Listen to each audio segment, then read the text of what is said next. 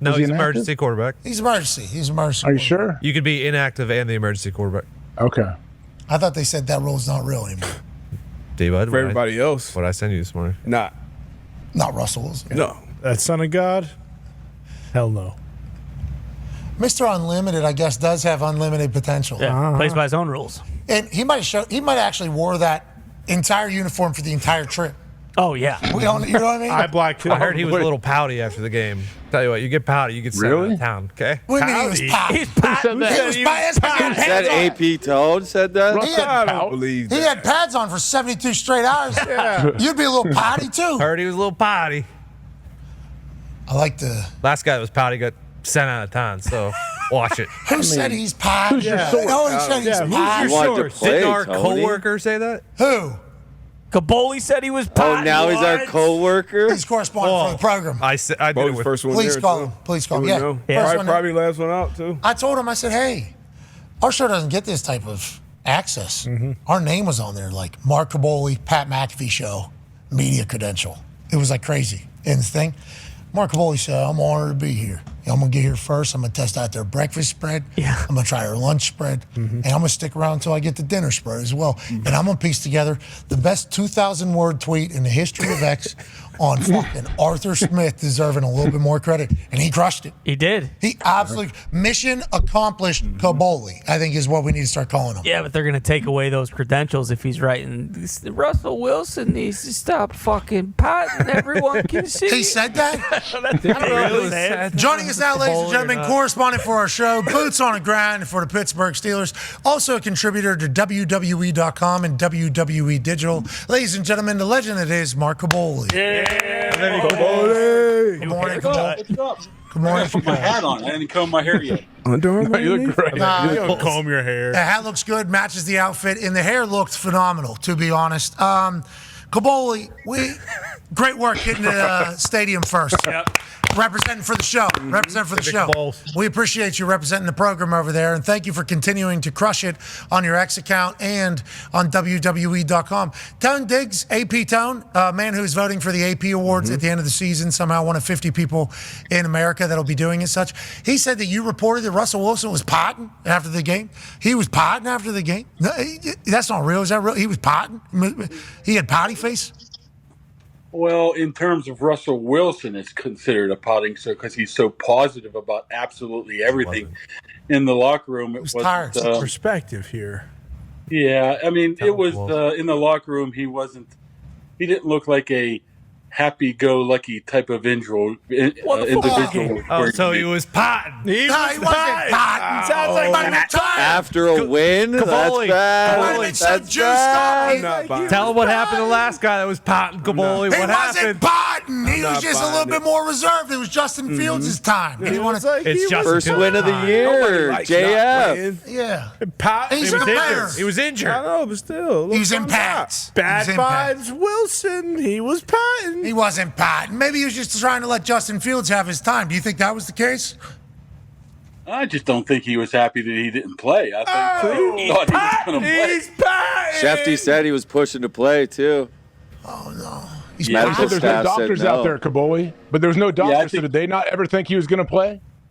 I don't think so. I mean, all during pregame, Whoa. there was no chance in the world he was playing. There was not a doctor or trainer in sight during him testing his But he's calf full and all. pads. So what was he that decision doing? was done early. Why is he in full pads, Caboli? What's going on? Not only that, he's the third quarterback, but my favorite was he had Third. the eye black on too. Of course. Very, very Yeah, in good. case he goes in. Yeah, you don't fucking have It's it. like that warm-up he did in Pittsburgh when he was with the Seahawks, Yeah, right? when he was visualizing the Yeah. entire thing, he didn't have the pads on there. That was during the COVID era. So he wasn't healthy enough to start, but he would have been healthy enough to go in. If two quarterbacks get injured, they would throw him in there. I don't think I fully comprehend.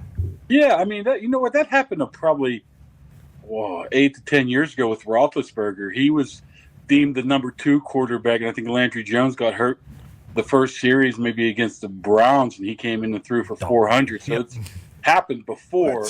But you would figure if he was healthy enough to be the number 3 that he would be able to play, but it was out of his hands. He's done. All right, Caboli. That's all she wrote. How are the vibes? Vibes are high. Steelers won, right? All of On the side of Pittsburgh's your happy? mouth. Well, Pittsburgh's never happy. Are you crazy? What are we talking They're about? never happy. You're number They're one in the upset AFC North. They're upset about the punter. The punter is very, very concerning. He's a very good punter, and that looked bad. And they already ruled him out for the season. Chris Boswell goes in and has a beautiful 43-yard punt, goes 6 for 6. He's the MVP of the season thus far. Yeah. The number one team in the AFC North, Chris Boswell, is the the MVP. Here he is punting, and a lot of people say, "Well, you're a kicker, you should be able to punt." Well, Boswell is able to there. Obviously, the intricacies of punting, not bad. 43 yards, good coverage, no return. I mean, a 43-yard net. I mean, phenomenal job. Look at the score. Look at the time. 15-10, fourth quarter, late touchdown changes the game. It's a one-score game. Got to get him on the other side of the 50 at least. Have to. Can't have him on this side of the 50 at this particular time. Boswell goes out and operates. He's an absolute dog. I mean, that is a matter of fact. But they are going to have to find a good punter because that has been a situation with the Steelers, right? You got great defense. If you had a great punter alongside of it, you guys would take it to another level. Cam was that in preseason and for his entire time in Houston. Yeah, he was so good in Houston. He was top 5 in basically every single category. I know Press Harvin's out there now. People didn't love him in Pittsburgh, but good preseason. He did have a great preseason. I don't know if mentally he would want to come back to Pittsburgh, but yeah, we got to find somebody. Kaboli, why don't you punt? Did you get a call yet, Pat? Kaboli, I couldn't pass any of those tests. In the middle of the locker room, while Russell was pouting. Wow. Confirmed. Put it on kicker. Confirmed. I don't believe it. He's our correspondent. He's our correspondent. We have to believe him. No, Kaboli, we don't have to. Yes, we do. We can conflict with our correspondent. Sleep. Let me get to the point here. In the middle of the locker room, everybody's celebrating. I just hear somebody yell my name. Hey, Mark. I'm like, what? It's Danny Smith. Tell damn Pat to get his ass over here. We need him. Okay. All right, Danny Smith. Well, I don't think you got enough money under the cap there, so you might have to look somewhere else. Thank you for doing early negotiations for me, Kaboli. I do appreciate you setting that precedent. Danny Smith, Steelers special teams coordinator, legend, a lot of gum. Yeah. Always a lot of gum. Been around there. Izzy Yinzer is a special teams coordinator for the Steelers, legend. I wouldn't be able to pass any of the tests, but I think if he signed me on Friday, they wouldn't be able to get the results of the test back until Tuesday. Or Monday. So I might be able to play. Squeeze the game in. They test me on Saturday. Then they can cut you on Tuesday. Well, then once I get back in it, I'm back. I didn't know they tested anybody anymore. What's that? I didn't think they tested anybody anymore. What? Well, Kaboli, you're saying these guys aren't just the cleanest athletes on earth in the NFL right now? You're saying they're just not testing? They're turning a blind eye? I don't know. That was a CBA thing where they just turn the other cheek now. Well, that's what they want to see whenever you got to go pants all the way to ankles in front of these guys. That's So much. it's a lot. You get some. Chest to neck, hair to neck. When you did that, did you ever get any stage fright? No, to be honest, I had 200. How many was it? Here's Danny Smith right here chewing 10 pieces of gum. That is special teams coordinator. Yep, and a spit. great spit. Absolute dog. He's the best. Absolute dog. Absolute dog. Right in the middle of the locker room, everybody stopped and just stared at me. Yeah. Well, when he said he needed you to come over and punt. And what did Russell Wilson say? He smiled and he said that was fun. That'd be fun. After this, he might not be looking at me anytime soon. Yeah, geez. All right. Ladies and gentlemen, Pittsburgh Steelers correspondent for the program, WWE contributor, Mark Kaboli. Hey, baby. Boy. Say he's pot. He was pouting. I don't lie. Yeah, but I don't like what you said there. What? We have to believe him because he's our correspondent. I have to. I'm everything he says about the Steelers to me is gospel.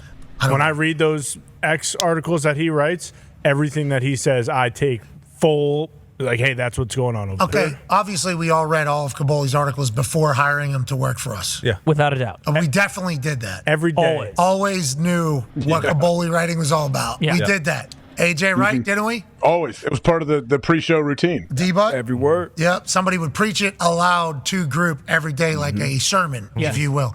But let's say maybe not everyone maybe some slipped through the cracks. Okay. And we didn't know a lot about a lot of the writing. He puts words together. He does. Great journalist. Guy's a wordsmith. He's good at it. Journalistic standards through the roof. Makes sense. He's been doing it for that long. 20 plus years covering the Steelers. Just I guess. The one this I morning. guess I would Did say. that go out he last was night or this morning? It was I good. would say. It was long. He put it out That's it. last night. He got D-Bone making him graphics too. D-Bone's really